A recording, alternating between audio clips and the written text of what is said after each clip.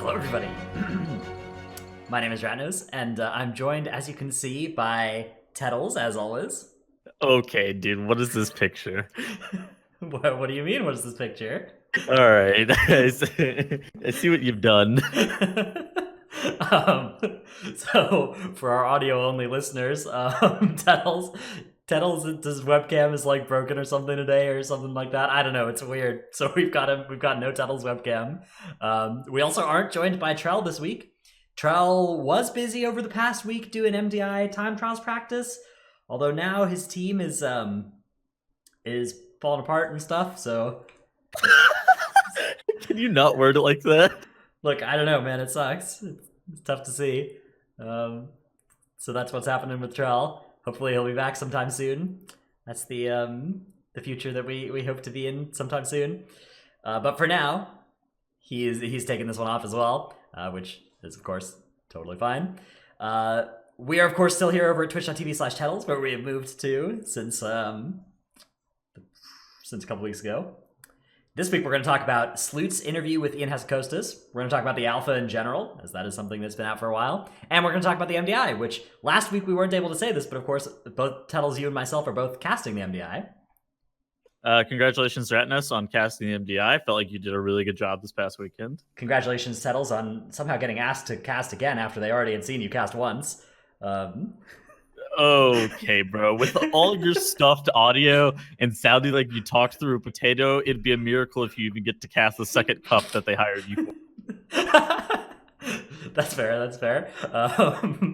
That is, yeah. Our audio, actually, all of ours was kind of bad, but mine was the worst. It was, it's not like our mics or anything. People kept saying our mics, like we're using the same mics now that we used on that, right? It's just there was a like connection issue thing on the production side of things that hopefully they figured out for this coming weekend. So it is what it is. It's also not YouTube either. I don't know what it was from.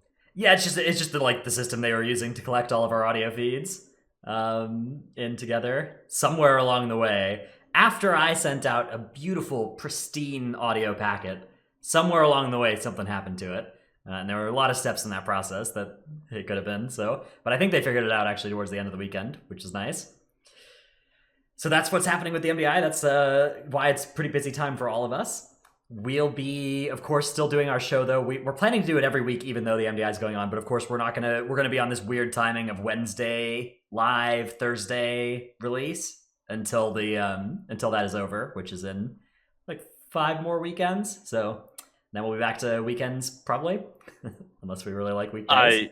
I think I prefer the weekends. I don't know. Maybe you and I will have to have a conversation about that later. Yeah, I don't know. We'll see. We can take a look at the metrics and see what all the viewer engagement stuff looks like, and then just make a decision based off that, as would befit a World of Warcraft podcast. Okay, so MDI. We had EU and Asia play last weekend. That was an exciting cup. There was quite a high level of competition there. All 8 really of the ones in the top 8 look pretty good, right, Tettles? Dude, genuinely, I believe that all 8 of those European teams were fairly strong. I do agree with that. Yeah. Yeah, I think that it was pretty fun to watch. I don't know if you guys check out the VOD. It's actually, there's quite a lot of good gameplay in there. We saw some very interesting strategies develop this weekend as well. So let's take a look at this one. This one was Zamok's strategy against Puluka, and let's see if they show it. So they're going, yeah, they're this is in Freehold, and they were going into this boss fight, and instead of fighting the awakened enemies, Zamok just grabbed them all and yeeted right out of there.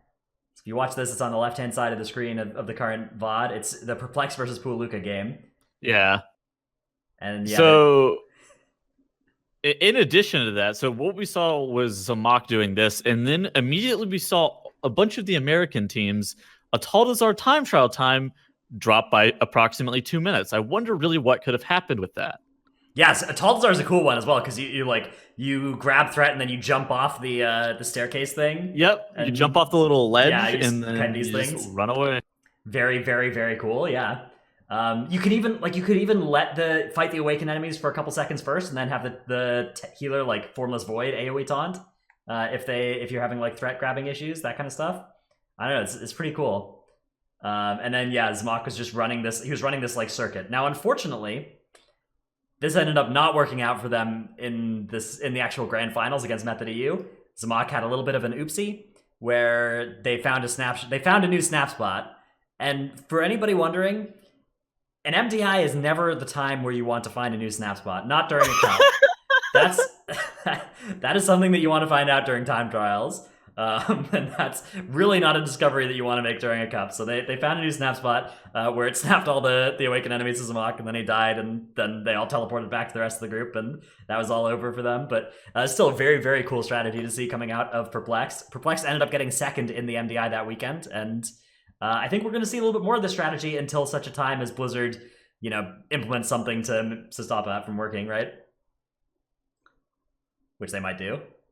Yeah, I think it'll be interesting to see, like, with the Americans team too. Like, do you think that this strategy should even be a thing? Do you think it'll probably get bug fixed? Like, because obviously that's not intended, right? Yeah, it should probably reset the block. It's kind of cool, but I don't know. I do think they should probably fix it. Like, obviously that's not what that's supposed to look like. I don't know what good fixes are for it. Like, but.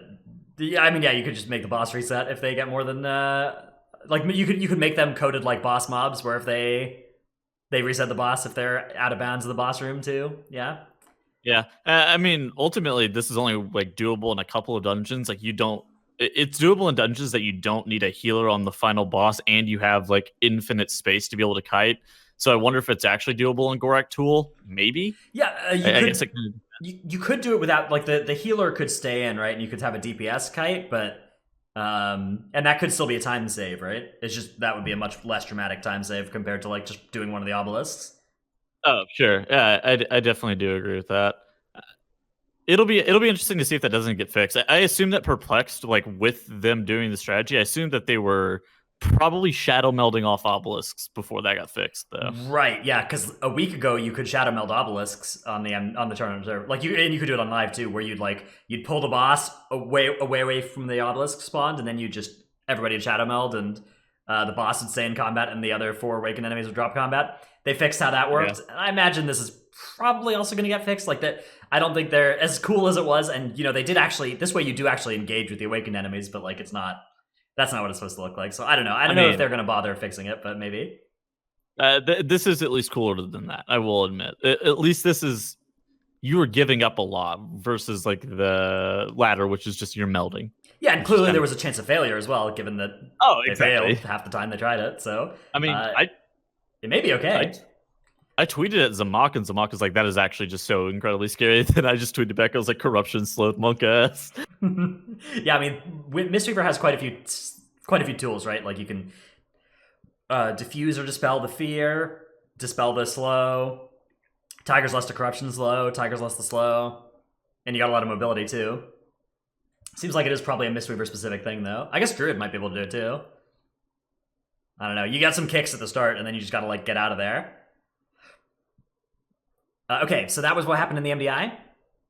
Tettles, there was one rule change that I'd like to ask you your opinions about. So in the grand finals of this MDI, the Keystone level was raised from 19 to 20. Do you have any thoughts on how that played out?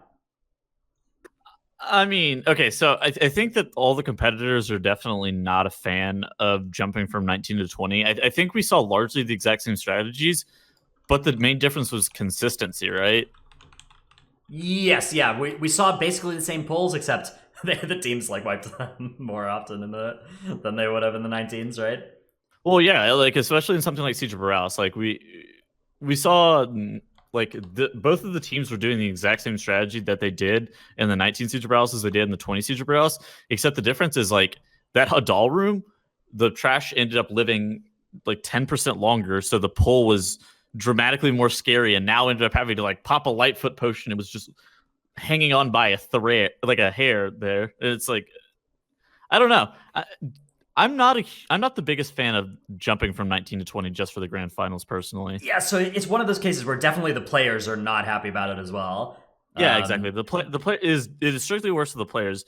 That being said, does it make for a better viewer experience? Right, that's the question. Is like, is it worth? Because some of the things you do in a competition the players are not gonna like, but like it makes it better for the viewers.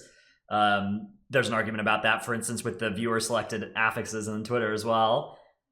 I don't know. I think that one drawback of the 19 to 20 thing is the huge advantage that it compounds of being in the upper bracket for longer. Because, like, if you win your upper bracket finals, you have 5 hours to practice those plus 20s. Whereas if you don't, if you're in the lower bracket, you have basically no time where you like can really practice those plus 20s and have it be the right thing to do. So I worry about that expanding an advantage that, you know, is always going to exist, but I don't think we need to buff the upper bracket already anymore. I definitely do agree with that. It is, you know, I had never thought about it in like just like so black and white like you thought, where it is significantly an advantage for the upper bracket teams as well. That being said, you know, if like people are talking about how it made things way spicier, and like I don't know, like they did do the same pulls pretty much, and it mostly worked, except we saw Method EU and Perplexed having trouble with pulls that they otherwise wouldn't have had trouble with in a, you know, if it was in the plus 19 key, and that may have made for a better viewer experience. I don't know. If I was making the rules, I would probably not be doing it, but I think we'll have to see how it keeps playing out. Like if it keeps making exciting finals, because I think the finals were both pretty exciting games in both those dungeons. Yeah, I mean, it really comes down to that. Like if it becomes more exciting and not just like a total fiesta match because neither of the teams really know what they're doing, then maybe you would need to like reconsider. But like if it was what it was last weekend, which was Perplex versus Method EU, where it did actually just make the matches more spicy, then maybe there's some upsides. Because it's always going to be the two best teams in the tournament so far, right? It's not like you're ever going to put like whichever 8th seed team is just barely qualified, unless they're having a tournament, right? Unless they're winning their matches and beating those better or the teams that qualified higher. They're not going to run it, right? I don't think I expect any of the teams to actually be practicing for 20s. Exactly, like, like you're basically just going to do your plus 19 route, and like except maybe some teams will like back off some stuff in it, but we didn't see anybody doing that. We basically just saw them being like, yeah, we'll just do it. We'll do our best. Yeah, I mean, I think that does have merit, and that's kind of cool in some regards. The fact that like the teams are probably not going to be practicing the 20, so that like they may have to adapt or somewhat, or maybe pull a little bit smaller, or just commit to the strategy that they've already implemented and just roll with it. Yeah, I'm not going to be a fan of if the strategy development ends up being like let's pull conservatively. That'll probably be less exciting to watch. Although maybe that'd be good. I don't know. People like one of the problems with the MDI for viewership is that like folks watch it and it looks so different from the keys they do on live servers, right? And so if you kind of if you trick teams or if you force teams to pull smaller because they have less practice, you know, then you kind of make it look a little bit more like live servers. I don't know. It's a tough line to walk for sure. Anyways, I was actually impressed with the YouTube viewership this weekend. Yeah, so the MDI, of course, on YouTube now instead of Twitch comes with a couple of changes. Although a lot of things got blamed on that switch that were really just a result of doing the remote production instead of an in-studio production. Yes. So, you know, yes. Like 50% of the stuff that was different was because of that and not the switch of platform. But yeah, I think it went fairly well, all things considered. And I think it'll be a lot of the like worst stuff will be ironed out in the future weeks, like the audio stuff. We also have Ian Hazakostas did an interview with Slootbag. Our, I guess just Sloot now is what we call him, right? So yeah. He changed that one, yeah. But first, we got to shout out our Patreons over at patreon.com. Oh, that's a good call, dude. All right, do you want to do it this week? Sure, I can. All right, so big shout out to Paul of US Proudmoore, King of Skills, VTech XD, Zuku, Ja, Drunk Swede from Legion of Lemmings, Argent Dawn EU, I Wish I Was Dratnos' Dino Pillow, Tootsie, Heltari, Ishio, Blue of Emerald Dream, Chrome, Seraphicus, Trekkie, The Marshare, Regulus, Never Knew, Grizzjam, Chewy, Do You Want to Build a Snow Trail, Palion, who ran out of jokes for the segment, Coke Dogs Gopher, Worgen Death, more like Worgen Dead, Rude Dinosaur, Righton of the Guild, Taryn Mill, recruiting /mage /warlock. All right. Recruiting mage /warlock. That's a common thing, I think, to see in guilds recruitment posts. Welcome to Ranged DPS. Yeah. Good luck finding your mages and warlocks there. All right, so Ian Hazakostas' interview with Sloot. I think so. This was designed to kind of address a lot of the top concerns that people have There's a little Wowhead post that summarizes and links to the actual interview itself here, if anybody wants to read along with what we're looking here. So that is a significantly that is a really good picture of Ian for that thumbnail. yeah. Yeah. And let me just resize this window a little bit. All right, there we go. So let's do the bullet points here. I guess we'll start with we'll do it in a different order. So yeah, okay. There are no plans for another large drop of additional class changes. They wanted to drop large changes and revamps early, so there's plenty of time to get feedback and change things. So Sure. that makes sense to me. So to me, there's a couple of specs that I'm a little disappointed aren't getting more changes. Stuff like Destruction and Demonology Warlock. I think, you know, they're Feral Druid, yeah, Survival Hunter.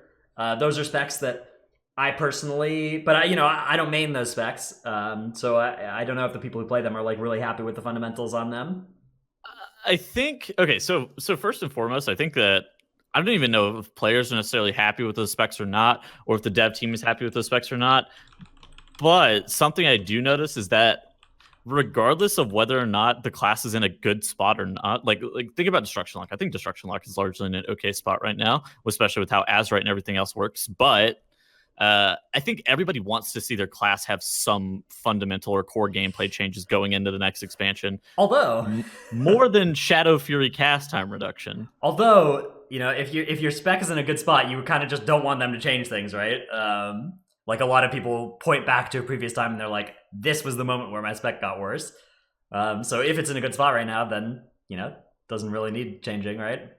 I am concerned with them like stripping away Azerite and Essences though, because that makes a lot of classes just like feel strictly better. The Essences and stuff. I mean, that's the thing though, is like those expansion level systems always go away at the end of the expansion, right? So like Legion Legendaries went away, Legion Artifact traits went away. You got the new stuff in the next expansion to replace that. And they put the really popular ones into the talent tree or baseline, right? Like Chaotic Transformation's kind of becoming baseline for DH. Yeah, true. Glimmer's going on the talent tree for Holy Paladin, so yes, specs are going to feel a little bit incomplete at the start of an expansion, but I don't know. Like at the start of the expansion, you're kind of just scuffed a little bit. Yeah, but okay, so Sistara is actually making a really good point. Spend 3 years building up systems, rip them out overnight. Spend 3 years trying to make new systems balance. That's about how they do it every single expansion. They want to make every expansion feel new. We're going to be getting more player power via covenants, and they have alluded towards legendaries similar to what legendaries, soulbinds, all of those effects are gonna exactly. Yeah, those are gonna affect you by quite a lot, right? I agree though that stuff going away and them always working to balance things, but like if classes never changed, like that's what Classic is like, right? Like the Classic is just the same balance it's always been, right? Yeah, I absolutely agree. It's not always going to be it's never going to be balanced. The game is always going to be in fluctuation, and things are always going to need to change. I think that's why people were so upset about tier sets being gone. Right. Because it kind of always kept the game in motion. Yeah, tier sets are something that like goes away at the end of every patch, even not every expansion. You get some power from your tier set, and then it goes away, and that's people like that. So it's not it like stuff going away, and class changes aren't good because they're there forever, right? They swap around. Exactly, and it's like not only is it just the not only is it just the tier sets themselves, but like occasionally you'll get the 2% tier bonus, which sucks. Occasionally you'll get the 10% tier bonus, which sucks. But they're always in fluctuation, and it always like brings new things to the meta, and it will constantly revamp your style of play for your class and your spec specifically. Which is what I liked about tier sets, is that it always changed up how my class functioned. Somebody in chat is asking, does Shadowlands have some kind of Azerite trait system? Yes, but you have to pick at the start of the expansion, and then you can never change it. That's you have to pick a covenant. So okay, yeah. So I guess we're about to start into covenants. Do you want to start expanding a little bit more than just that? So covenants are you get an ability that you get an ability regardless of what class you are playing. Some of them, like one is like a blink, a teleport that you can target somewhere. One's like a shield you can put on yourself. And then you get an ability based on what class you're playing as well. So like if you pick the Kyrian Covenant as a warrior, you get a AoE spear that you can throw that also tethers everything that gets hit for 4 seconds to that location. But if you pick the Venthyr Covenant as a warrior, then instead you get an upgrade to your execute ability where it works on things above 80% as well, and it does some extra damage. So that, you get to pick between those two different things, and then the Covenant choice also comes with some other stuff. Looks like there's ways to upgrade those Covenant abilities. It looks like there's Soul Binds, which are sort of like a passive talent tree that comes out, associated with that, with each Covenant as well, that enhances your skills, and each one can be a little bit different. But one thing that there was a lot of concern about, and which Ian has addressed in this interview, was the prospect of getting a covenant or picking a covenant and then wanting a different one for a different kind of content. You can imagine, for example, a big AoE spear that tethers everything that gets hit doing something really, really good in some cases. And then you could imagine for like a single target raid boss fight, really, really wanting an upgraded execute ability that does damage above 80% health as well as below 20% health, right? Like you could imagine those two being really, really good in their specific abilities.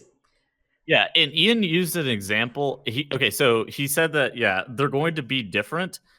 Okay, so this is me just relaying information. This is not my take. He said that they're definitely going to commit to power locking it, and they want you to be like making sure that you're picking the full package of that covenant, and they will try to turn the knob to make sure that they are balanced against one another in certain ways. He said, but there will be there will be one that is the best for the first boss in the instance, and there will be one that is probably better for a different boss in the exact same instance, and you just have to pick in advance.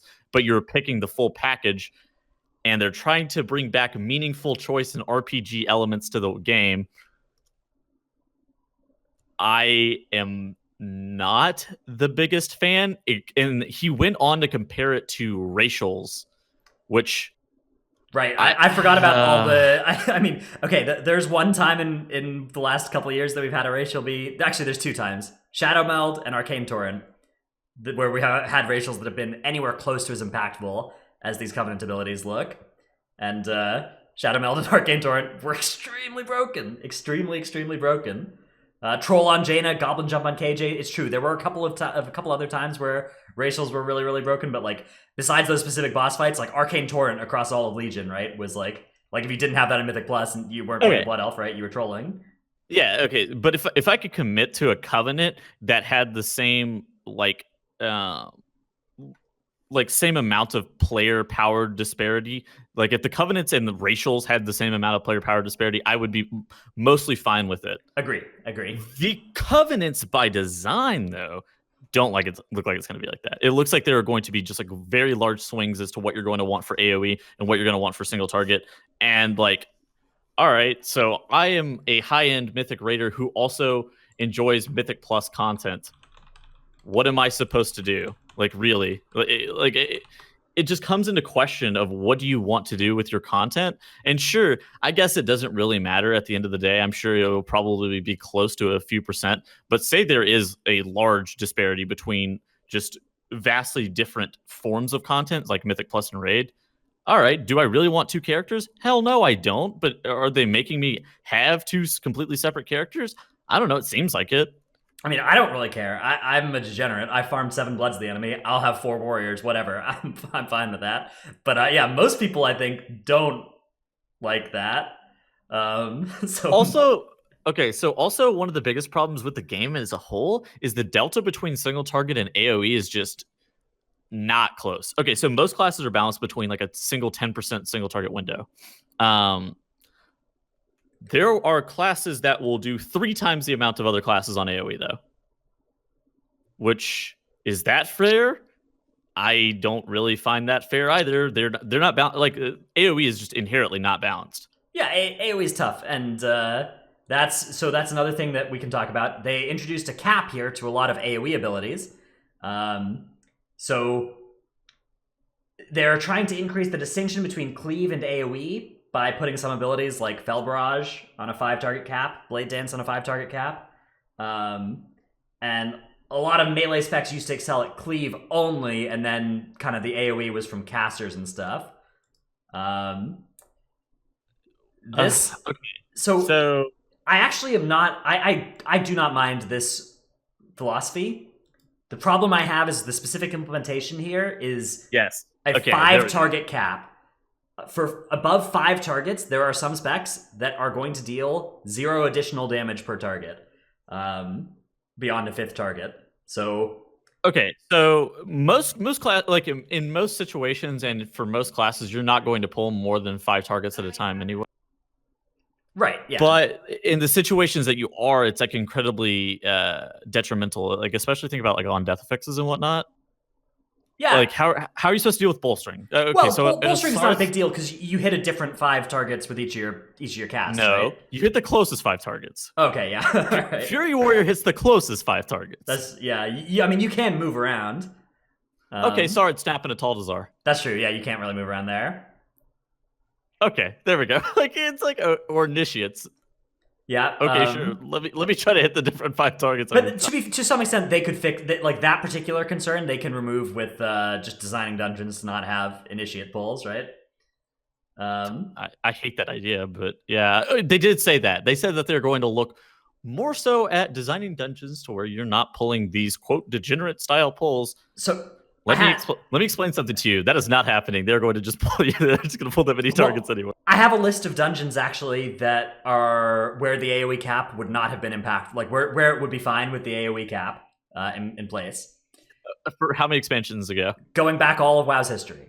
Okay. King's Rest, except for the second boss room, pretty much fine with an AoE cap of 5. Assault on Violet Hold the first time, the Oculus, and Black Morass. Those are the dungeons that I can come up with where you would not feel bad and have to adjust your pathing based on an AoE cap. Now, one thing that strikes me out of those 5 dungeons is that those are kind of some of the ones that have been least liked in WoW's history, right? God, I love Black Morass. Like Assault on Violet Hold, right? So I don't know, like those are the only ones I can think of where like they could fix it with dungeon design by making everything look like Black Morass. Because like Black Morass, yeah, you don't care about an AoE cap in there. The things are just you fight one wave at a time, and there's no option to pull any more. Okay, so I've actually done the new dungeon 3 times. And I made like a post on the forums about what I thought about the dungeon in of itself. Let me tell you, you are pulling more than 5 targets a few times in that dungeon already. Yeah, so it's like we're doing it on a normal, and this dungeon feels incredibly overtuned. So I'm definitely already pulling over 5 targets. You're doing it on normal with like underpowered characters as well, so it is tough. I think that. For me, there are boss fights. There's a boss fight in there that has more than 5 targets active at the same time. The second boss spawns like 5 mobs on top of it. It kind of doesn't, like a boss fight that spawns 5 mobs, like an AoE cap of 5 isn't a problem there. Like Fury Warrior could deal with that fine in current WoW, right? Like that's not the big problem with it. The problem is that like you're fighting 5 enemies, there's no longer an incentive to pull anymore. Something I actually was interested, and I actually made a post on the forums about it. I don't know what they're looking to do with how dungeons are actually designed, especially with how that Necrotic Wake dungeon works out. Because the way it feels is that they want you to CC mobs and like pull like it's Cataclysm again. Like you CC a couple of mobs in a pack, and then you pull 3 mobs out of the pack, and then you do the other 2. And I will admit, I'm not a fan. I feel like every pack should at least be doable by itself. And if you want, you can actually just like CC some mobs in 2 separate packs, and then you can combine pulls if you're really feeling it. But like the mages and the necromancer pull, they cast Frostbolt Volley, and there's 2 mages up at once, and they both cast Frostbolt Volley, and it's on less than a melee kick. There's also these ads, these knights that are in the Necrotic Wake, that they have a circle for their fear cast. Their fear is on less than a melee kick. It's on a 10-second interrupt rotation. But the circle cast goes off before you can even get out of the circle, and it fears you. So that's a 4 melee kick rotation. And if you're all ranged, you just ignore the ability, right? Because you're out of range of it. Or that, but you know what I'm saying, right? It's just... Yeah. I see stuff like that, and I question what the point is. it's definitely interesting. You know, a lot of people talk about a return to like tactical pulling and crowd control and stuff. Um, I am happy to let them experiment with that a little bit. I hope that that is still fun because I feel like the most fun that dungeons have been is, you know, since M Plus has been implemented and challenge modes and stuff, and I hope that those aren't, you know, replaced with classic dungeons, especially now that classic exists because you can go back and do classic and just play that in classic. That is there for you. Wasn't Infested that experiment? Somebody Yeah, that's true. says? Infested Infested and Beguiling are the ones like that. Whereas Reaping, for instance, cannot exist in an AoE capped world, and that, yeah, like imagine being a Fury Warrior in Reaping was such a sad experience, actually. Or being a Marksmanship Hunter or a Balance Druid even. And I hope that Necrotic Wake is the exception, not the rule to this. But I was majorly concerned, especially since they also had like the final dungeon or the final boss of that dungeon.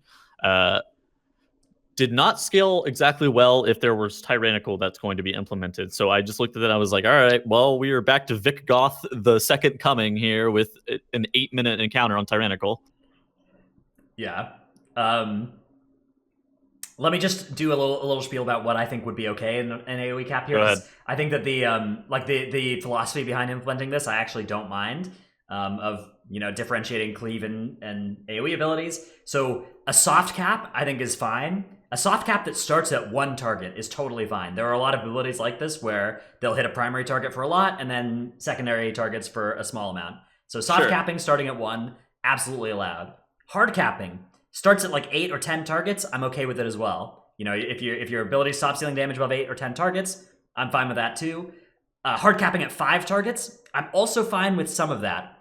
But I'm not fine if a class's primary damage rotation in AoE is hard capped at 5 targets. That's where I draw the line. So if you have a class with some abilities hard capped at 5, but some abilities that they can cast in AoE that will hit everything, and so they'll still, you know, gain meaningful damage per target for pulling targets 6 through 10, that's what's important to me, because otherwise, you know those pulls in Freehold where you've got like, you know, the 1 5-pack and another 5-pack?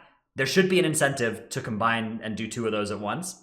You know, even if it's riskier, even if it's slower, or even if it's not that much faster than pulling them separately, it should be at least a little bit faster. Sure. And think about like historically, like all the dungeons that are viewed favorably, they have very similar things in common. Generally, they're open concept, and generally they enable you to pull in such a way that you're like combining a bunch of packs at once and like doing these like pulling off these 6 strategies. Freehold is like probably the best implemented dungeon inside of BFA because it is both. You're able to like do 2 packs at once a lot of the time. Like you need to skillfully do it. Like you can't pull 3 harpooners at once, just as an example. But you can skillfully pull 2 packs into one another, and it is done quite regularly. You just think about it in Legion, there was some like Eye of Ashara. Legion was like pull 70 guys and yeah, okay. But okay, let's just take Freehold as an example. I think Freehold should be like the template that they use to move forward as to how they design dungeons. I agree. Yeah, I think Freehold is the best dungeon in BFA. Freehold and like Underrot like Kragmaw's Room. Kragmaw's Room is just like yeah, you can pull 10 mobs in there, but like good luck. That's you're biting off a lot, right? Underrot is like a good take on a tube dungeon because the room is actually open concept. I agree with that. That's actually a really good point, right? Yeah, exactly. Like I don't mind dungeons that have that are linear as long as it's not like you're literally told what pack to pull in what order. Yeah, I agree with Undad in chat as well. Junkyard is super good, except for the robots have kind of hijacked that dungeon. Okay, so that dungeon is actually just kind of a mistake because either the dungeon is the easiest dungeon imaginable because you have 5 people with zap bots, or the dungeon is the hardest dungeon imaginable because you don't have 5 people with zap bots, and there's no distinction to make. But that is a cool dungeon by design with how open it is. I don't like the HK bot, but that's a different problem. All right, let's talk about GCD changes. So Sloot asked if there were any updates on the GCD changes. Ian said that they were looking for feedback on where we still felt like the GCD was a pain point. I think I have a couple. Frenzy Regeneration and Light the Vengeance Protector. Demon Hunter. Oh, Fiery Oh, Brand. okay. Light the Protector, Fiery Brand. Yep. I feel like it's most relevant on tanks, and I don't know why it is. I think it's because they have like Well, more these are supposed to be split-second decisions. reactive heal. Like, Light of the Protector is supposed to be a reactive heal, but you can't react if you're off the GCD.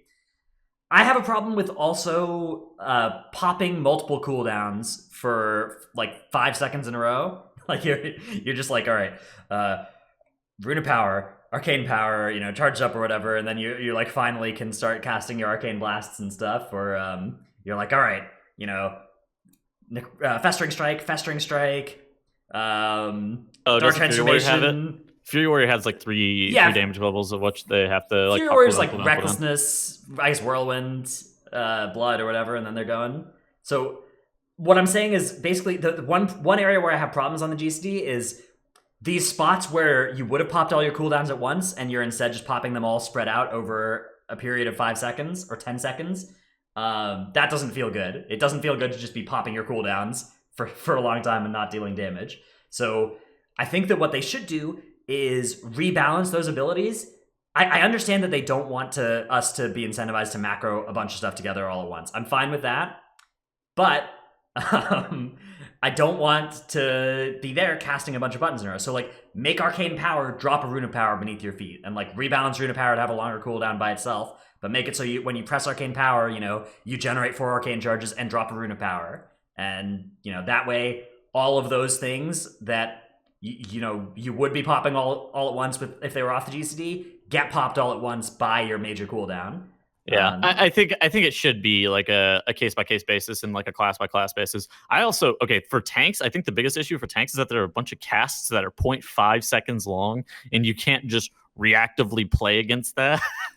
Right. That whatever abilities are on the GCD, you're just like, oh, I'm getting Fervent Strike. That's a 0.5 second cast, or I'm getting shot by Sky Captain Crag. That's a 0.5 second cast. I can't reactively play against that. Like, what the fuck are you supposed to do about that? Yeah. That's definitely a problem.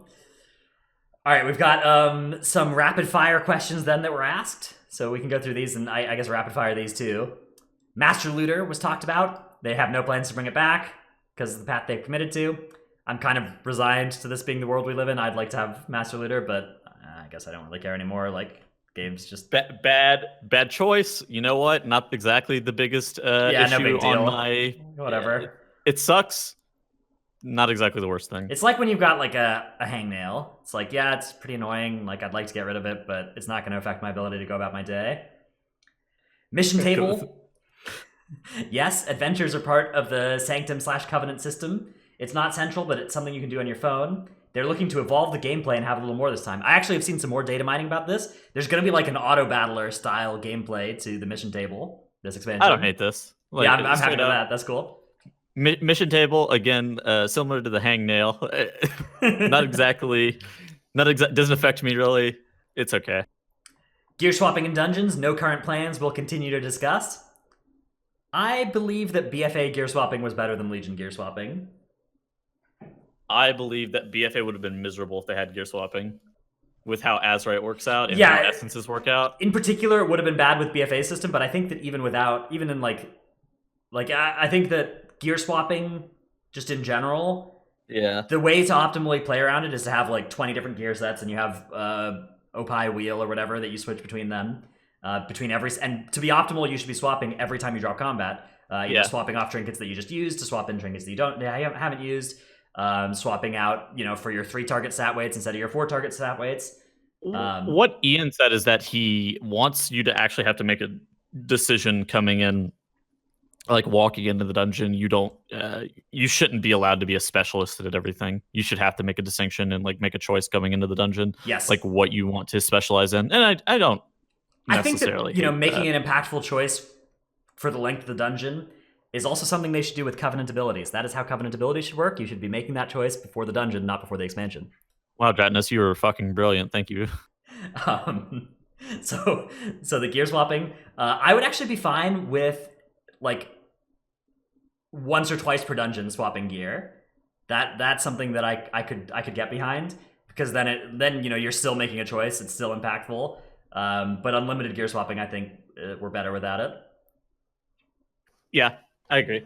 I don't know. It was weird because I enjoyed the legendaries. I enjoyed swapping legendaries between legendary sets in Legion. I thought that was just like a fun part of the game, but that only affected a very few number of people. But if this is the pillar that they wish to stand on, okay.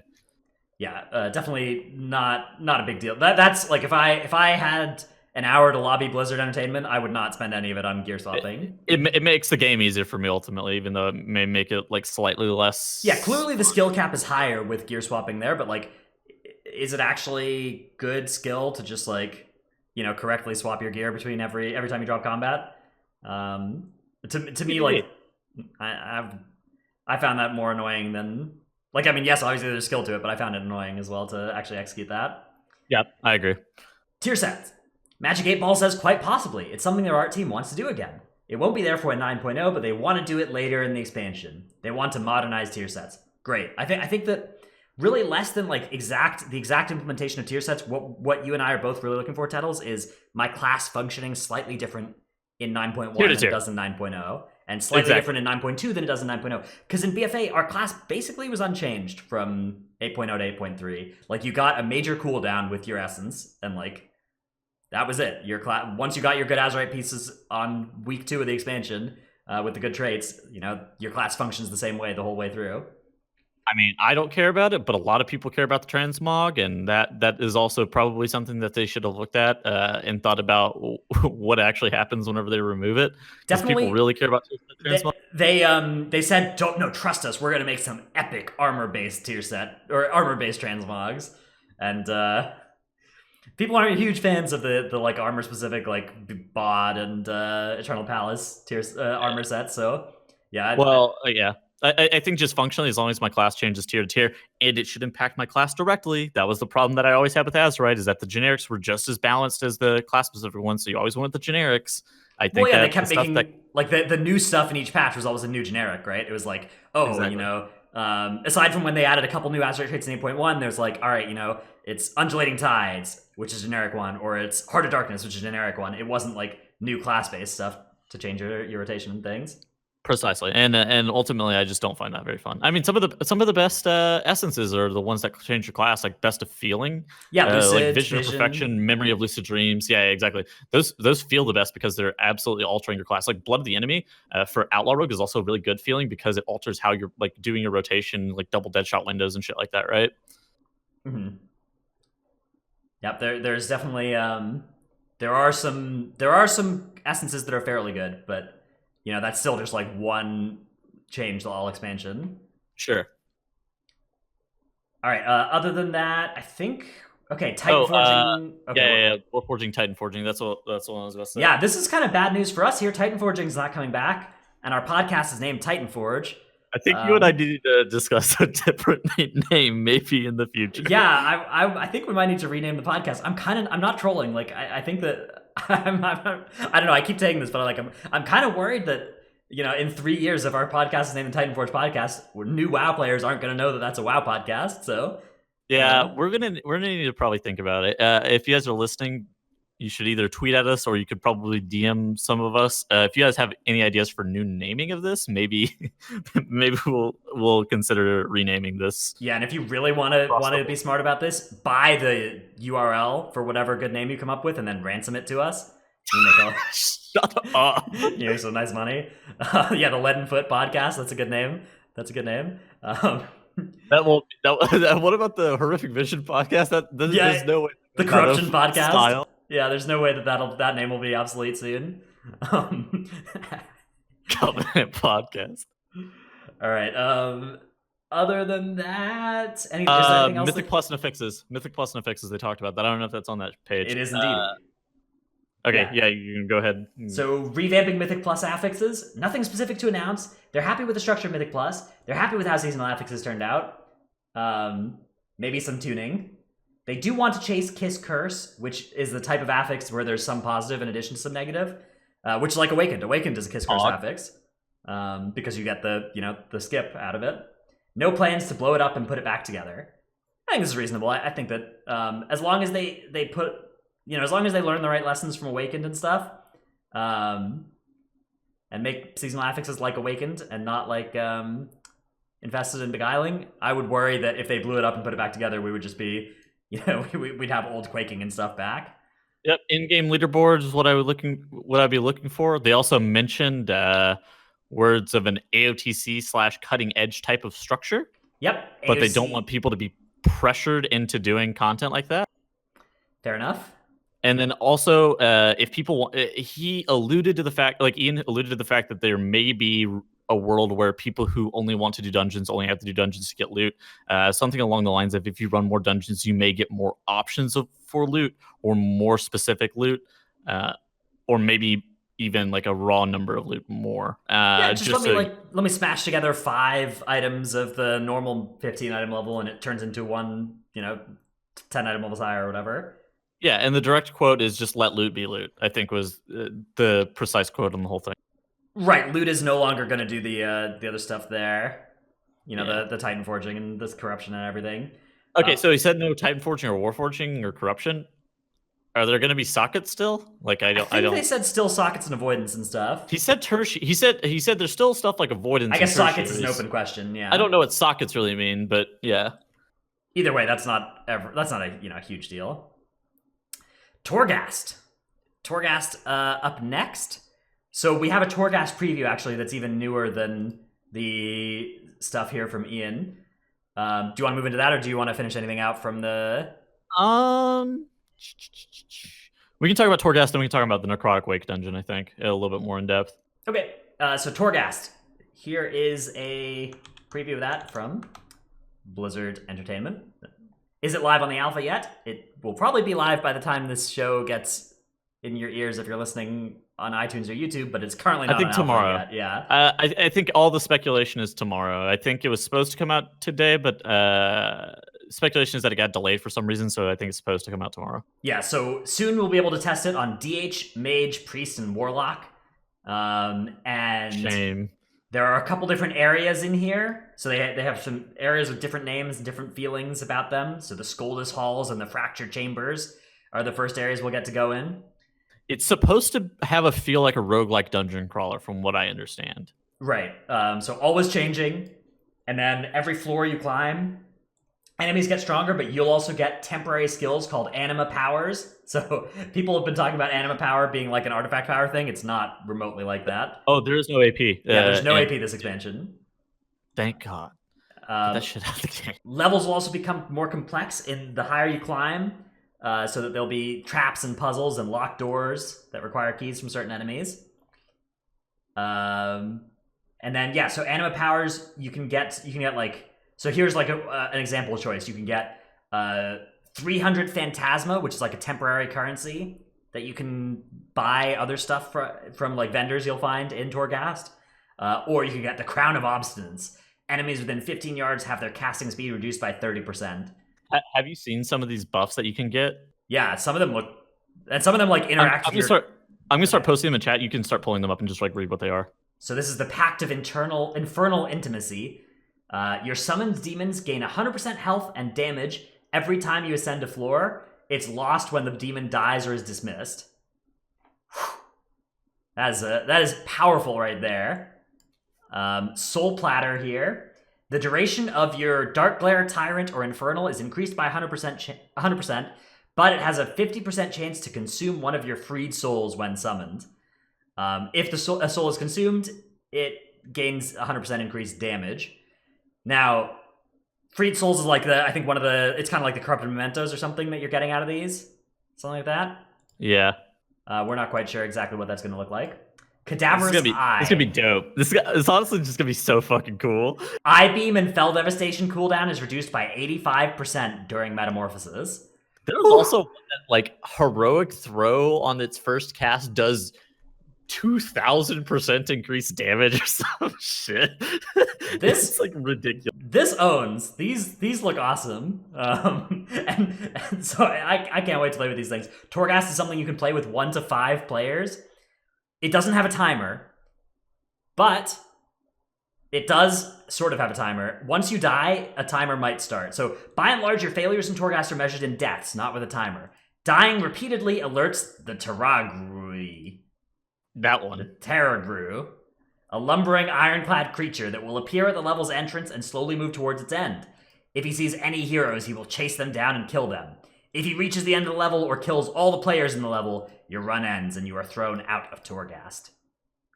So that's the that Tarantula. The ragtag. Yeah. will end your run eventually. Only if you die a couple times does that start. So you can play it slow and steady, wins the race. And then if you die, you'll get this like hectic, timed bit eventually. But until then, you can have it's a departure from the time system of like Horrific Visions. Can you click that one that Honey linked and said, check this one out, Lamau? It says Timebreaker's Paradox. What is it? All right, Timebreaker's Paradox. Time Warp lasts 200% longer, but causes all affected players to die at the end? Huh. Oh. 200% longer. So you get an extra minute and a half of lust or whatever? I mean, if this like resets every floor that you climb, you could use this in the last 2 minutes of the floor or whatever. Surrender to Magus? Yeah. Surrender to Magus. Shut up. That's on me. That's on Dad. That's bad. That's a bad joke. That owns. That is fantastic. Hey, speaking of Surrender to Madness, the new Surrender to Madness kind of sucks. Shadow Priest is kind of sucky. If you're looking to play another class, I would recommend, if you're a Shadow Priest player, I would hop on the Moonkin or Warlock train. I think probably your best. Well, bet. I don't know if it sucks yet, and they actually get to cast Void Bolt during their Mind Flay cast now, which is a pretty nice increase. But Surrender to Madness in particular, it looks like it's got a unfortunate lame effect. All right, Dissolving Vial. Corruption also reduces enemy movement speed by 60%. Yeah, it's Sacrolash. Sacrolash is back, baby. Sacrolash is Dark Spite. Love to see that. Welcome back. Welcome back, our Warlock Overlords. Yep. If only you could bring this into a Mythic Plus Keystone. That would be Welcome really back, good. our Warlock Overlords. Yep. So that's our stuff here. That's Torghast's, the basic idea of it. I'm so excited to get in here and start playing this tower. I feel like the tower is going to be where I spend my life for the next couple of years. I hope they make a Mythic Tower Invitational, man. Do we want to squad stream this tomorrow whenever the tower comes out, Dratnus? Are you going to wake up early enough? Yeah, sure. Okay, we can squad stream tomorrow. Yeah, it'll be up at like 9 a.m. Pacific or something. Is that when they usually make the changes? That kind of stuff? I have no idea. All right, I'll wake up early. Do a tower stream. Every time the Taragrui kills us, we'll do an ad break. We'll take a shot. Oh, yeah. Oh, no. That would be a way for the Taragrui to kill us in real life, too. Yeah. We get an ad break. I hate that. That's a terrible idea. Okay, so that is Torghast. Legendaries are coming out of Torghast, too. Very cool. So, and here's one part that they've already said, but I'm really excited about. You are in full control. You can choose which type of equipment you'll make and what powers will go into them for your legendaries.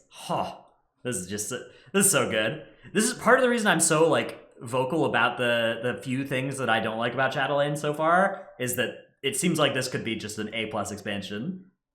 Dude, I just love the idea of the Torghast. I hope it just fucking owns just so hard, and I hope Mythic Plus is just fucking lit and the raids are just sick, and then the expansion would be so great. And if Torghast is Island Expeditions, then I'm going to be on suicide watch for the next 2 years. vertical islands, I've heard Torghast described as.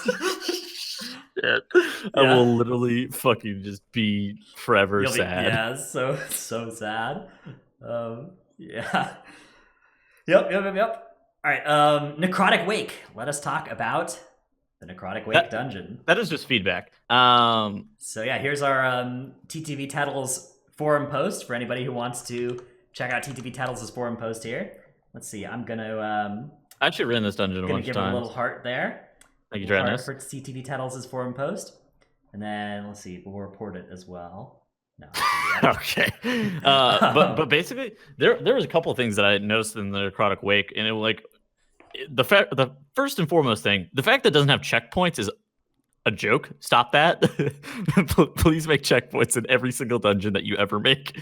Always. Every single boss should just give you a checkpoint. It's I 100% agree. It is 2020. We've come so far. We know so much. We know better. Or even okay, so after the first boss should have a checkpoint, but It's no big deal, right? Because that's right at the entrance, so it's like it's right at the entrance. The second boss absolutely should 100% have a checkpoint. The third boss doesn't need one because if the second boss has one, then you can just portal up to the third boss and then portal up to the last boss. But the second boss should absolutely have a checkpoint. It's just every single it's the what Dradna said. Every single boss should. Yeah, you should either have a checkpoint or be spawn within like 20 yards of where the boss died or whatever. Get there in 20 seconds or less. All right, next point here on this list is there are entirely too many caster mobs in direct vicinity of one another after the first boss. So yeah, you were talking about this earlier, right? The mages, the sorcerer, and the necromancers. Yeah. Yeah, exactly. So the mages, you'll have two of them out at once, and they cast Frostbolt Volley on you, and they'll just like spam cast it. And then the necromancer casts Necro Bolt on your tank, and then the sorcerers, I don't remember what they cast. I think they also cast Necro Bolt, but I'm not 100% sure on that anymore. It felt exactly like I was fighting the very beginning of Shrine of the Storm again, and I'm just like, can we stop with this? It was like what I was talking about earlier. It's like I don't fundamentally understand how they're supposed to how they expect you to do this dungeon. They expect you to actually just like sap mobs, because I'm of the opinion that every pack of trash should be doable by itself. But whenever I zone into a normal dungeon and with a competent group of players, I am wondering whether or not I'm going to wipe to this pack of trash or not. It makes me wonder, like, what's the point? Yeah, it's like the double honor guard pull in Natal, right? It's just like, why, why? I hate the feeling of like having mandatory CC on one pack of trash. I think every single pack of trash should be doable on its own at minimum. And then if you're trying to double pull and stuff like that, then that's more on you. All right, let's talk about the final boss as well. Now Thor, the Rhine Binder. So can you give us a quick what exactly is going on this boss fight? Okay, so why I had negative feedback on this boss? Basically, it's infinite scaling's nightmare. So think about how Vic Goth ends up functioning, where you get like a bunch of tentacles, and like if you're doing the boss really slow, then you have like you'll have to do like 6 tentacles all the time. This is like a different version of that. So you get picked up by a Valkyr, and you have to go run this gauntlet area, and then you have to kill a mob at the end of the gauntlet. Then you take this ride, and you go back up to the top platform. If you don't complete it in 50 seconds, you die. But if you complete it in like 30 seconds, then you like almost immediately get picked back up by the Valkyr again. And that's like really awkward, because then it's just your tank and your healer, and all 3 DPS are running at the exact same time. And it's just your tank and healer trying to solo the boss while all your DPS are running this gauntlet. Forever in limbo. Yeah. Or if you're too slow, then your tank gets picked up and then you just wipe. But I've seen that once too. Yeah. It's just foreshadowing scaling. Like so in one group I ran, I had issues with it because we had 2 DPS that were not exactly the sickest. And then the other group I had, we didn't have any problems, and we only had one person run the whole entire time. But it was just definitely foreshadowing scaling problems that I saw. Yeah, I think that's the kind of thing, like, they're fairly likely to end up hitting a good time based on that ability. Eventually. Exactly. Yeah. I think that needs to get changed. That's why I was giving just feedback on it. Mm-hmm. It's just like it was just a problem that I noticed. All right. For anybody who wants, by the way, there's screenshots you can find of all the Shadowlands dungeons on Reddit from just somebody like flying through the client. THD posted it in our chat, and I'll try and remember to post it in our in the description below as well. So if anybody wants to look through that, I don't want to do that on air right now though, because of course that will be bad for the audio only listeners. So at your leisure, you can take a look through all the new Shadowlands dungeons. There is, however, one screenshot I do want to share with you guys, which is an ability from one of the dungeon journals here. It's called Blood and Glory from a boss called Hazak. Upon reaching 100 energy, Hazak forces 2 players into the dueling pit below. The winner of the duel is granted glory, while the loser is affected by blood. If neither player is defeated within 30 seconds, both players are affected by cowardice. And glory is a 25% damage done increase, blood is a 10% damage done decrease, and cowardice is a 50% damage done decrease. So you got it. Somebody's got to win this duel. What do you think about this, Tettles? JP put it on his Twitter. It's a dungeon journal thing. Is that one of the bosses? Yeah, it's a boss ability. Okay, so somebody has to win. Okay, so basically you're going to be giving that to somebody who has their cooldowns up. Like, well, you're going to be doing that. I'm going to be popping my cooldowns to win this thing. Okay, that's actually hilarious. I don't think I'm alone for this. I'm pretty sure that's normally what's going to happen in Group Finder and stuff for this. In Group Finder, sure you're gonna do that. But, like, dude. If the keystone level is anything except for we are going to deplete this key as a result of me taking this action, I am popping my cooldowns and winning this duel. I have determined that I am no longer doing dungeons with Dratnos, as I know that he is going to look at me. He's going to mark for death me, and then instant 5-point kidney shot me, and then I'm just going to die. Yeah, this owns. This is really fun. Yeah, JB, there's a fun thing in here where he's like, JB was like, you know, this dungeon is going to be so great for trolling your dumb teammates. And then down in the comments, Yoda was like, I'm not sure you've thought through how this will play out if healers are eligible targets, which is a good response. Yeah, JB's dead every time, bro. Healers might not be eligible though for this, so that might be something. That's a fun mechanic. That's actually a really fun mechanic. I like that. That owns. So I'm happy to see that. Anyways, that about is our look through here of Shadowlands stuff. And is there anything I missed on your feedback that you wanted to give about the dungeon? No, there was nothing else. I actually thought that there was a lot of dispels that were kind of awkward. I'm not a fan of poison or disease dispels, and there were a lot of disease dispels and a lot of enrages in that dungeon. So yeah, they didn't not really exactly unprune a lot of extra ways to dispel those, right? So it's still just kind of like so rogues have Shiv now, but no. That doesn't dispel your own. Yeah, we have an extra enrage dispel, right? Yeah, exactly. Shiv. Yeah, exactly. Which is good. You know, rogues. I would say the one thing I was really looking for in Shadowlands was to get a little bit more utility on my rogue. So glad. You know. I was really looking for Moonkin to get 3 more buttons worth of utility as well. I don't really know how this has occurred where my class that's known as the utility class got more, but you know what? I'll take it. Yeah, have you gotten like yourself like a foot pedal or whatever for your extra keybinds? I bought a new mouse. Like straight up, I bought a new mouse. That makes sense. I need more buttons. Makes perfect sense. Yeah. All right, let's move on into our question and answer section then to close out the show. We've got one from Twitter on our podcast tweet. Do you think in the coming weeks we will see 2 Unholy Death Knights leave the meta? Presumably this is in the MDI. What do you think about that? Tettles, do you think we're going to see 2 Unholy Death Knights disappear? Disappear? No, I think that they're going to be slightly less used than originally anticipated. I was going into the MDI season of the impression that double Unholy was going to be present for basically every dungeon, and now that I've seen it, like we've seen a whole entire weekend, I believe that double Hunter will be far more common. I do think there's still dungeons that double Unholy are the best in, especially if you are able to pull around their massive glaring strengths. That being said, like there were a couple of runs where it looked like single Unholy was kind of a better Unholy comp than double Unholy, because like single Unholy with an MM Hunter and a Rogue, maybe. Yeah, not an MM Hunter. Tettles, a BM Hunter. Yeah.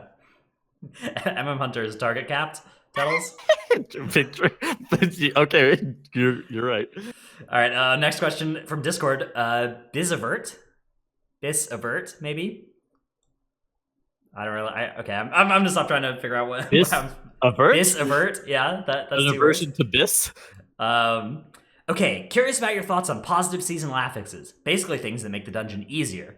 Originally, I would have thought the idea would have been absurd, but Awakened almost makes dungeons significantly easier. Almost always makes dungeons significantly easier. So I moved into the why not territory. For example, imagine them sticking permanent buffs that you get from murdering underpulled packs and mini-bosses. This is what I hoped that Beguiling would be. I hope that Beguiling was like, Tide's Emissaries give you, you know, this buff that sacks when you kill them, and Void Emissaries give you this other one. They were put in shitty packs. Like, okay, imagine if like Void Emissaries gave you like one player just a buff and they could use it, and it would like say it would take away 50% of the boss's health immediately, and then they put the Void Emissary in the shitty packs, like the Honor Guard pack, like the double Honor Guard pack in front of Volcall or something like that, and then you could just like blast the boss down with it. That would be incentivized to actually play that terrible ass trash pack. Yeah, I agree that like some kind of those kind of effects, because like if you look at it, Awakened is still worse than not having a seasonal affix active, right? Like you still lose time from killing 4 extra mini bosses compared to just like doing skips with Shroud or whatever, but it does, you know, it doesn't feel bad, right? It feels like you're getting options instead. So yeah, I would love to see them moving in a direction of like you pay a price to earn a reward with the seasonal affix, which is exactly how Awakened works. And so Ian, in his interview, said that they weren't completely scrapping the affix system. What are some things that you would actually like to see changed about the affix system? Because for me, it's still constantly it's going to be the seasonal affix needs to be something a little bit more Kiss Curse-esque, and then Tyrannical and Fortified just needs to go. Are you about the same opinion here? Yep, Lob, Tyrannical, and Fortified. I would like to play 100% of weeks and not 50%. And which 50% it is kind of depends on the season. And there have been some seasons where they were pretty close, and those were good. But that could just be every season, just Lob, Tyrannical, and Fortified. Delete those affixes, or I don't know, rework them. But I'm fine with just lobbing them instead. Other than that, I think that there are some specific affixes, like Explosive, I'd like to rebalance a little bit. Explosive, I think, should be spawning maybe a little bit more on single target and should spawn dramatically less often than it currently does on 10 targets. The diminishing return. Wow, I thought diminishing return was the only thing that DPS class has gotten out of fixes. Let's just target cap explosives, all right? Explosives only spawn on 5. That's the only thing I'd be fine with hard target capping at 5 targets is explosives. That's a solid tweet. I'm going to tweet that out right now. Thank you. All right, you're welcome. I would also be happy to see bolstering getting a duration on the buff or something. Or maybe affecting damage but not health, the way that the Colossus in Ataldazar was nerfed to be pullable. Because that thing basically was just bolstering on a mob. So fixing that, same way. Okay. I want an in-game leaderboard, an in-game Raider IO system. He mentioned, or he alluded to, cutting-edge AOTC awards for players. I would like to see something similar to Hall of Fame. Or a gladiator system. Those would both be dope for Mythic Plus. Yeah, I think that's if you think stuff about made for the PvP gets 2 mounts, a couple titles, 3 full transmog recolors that you get for progressing up the ladder in PvP. So the same level of support for Mythic Plus, I think would be really, really exciting to see. Yep, the depleter. We don't need gladiator titles. We need depleter titles. Yeah, the depleter board. That's what they could call it. Yeah. I would like to see that a lot. All right. Question in chat from Cardinarch. Do you think that Beguiling would have been more successful if they added a requirement of a number of emissaries killed to finish the dungeon, which means they could have put them in less pulled packs? I think that the problem with Beguiling was when it was in, it forced you to pull certain packs certain ways. So, I don't think that forcing us to have pulled, I don't think that you fix that problem just by putting in, a requirement for number of Beguiling things to pull, no? It might have helped a little bit fix the problem of, the huge incentive to skip them, though, yeah? I mean, you don't even see it with Awakened, right? Yeah. Awakened, there are, quote, mandatory mobs that you have to pull in Awakened because you have to play them with a final boss, and people still play them with a final boss. Yeah. All right. I actually like how Awakened has been set up, though. This whole entire this season kind of owns. Awakened, I'm a big fan. Awakened slaps. This is a great affix. Inspired affix by far. Definitely the best seasonal affix. I did not think we were going to top Reaping, but I actually think they topped Reaping with this one. And Reaping was sweet. That was really fun. Good that we got that done before the target cap has removed that from ever being fun ever again.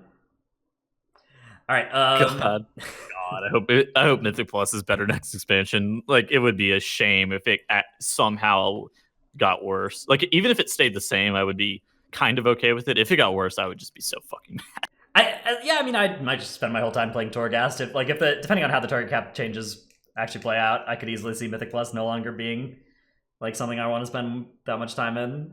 But if Torghast owns, then I guess that'll be okay. But definitely would be a shame. So that's why I'm advocating for the target cap to change a little bit, because I foresee the current implementation of it really hurting my desire to do Mythic Plus.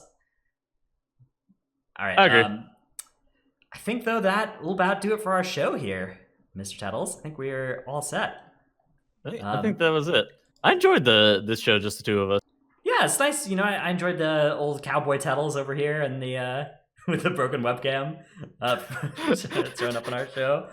I'll have my webcam fixed by next stream. You don't have to. This one's fine. Shut up. All right. So yeah, that's the end of our show. Bye, everybody.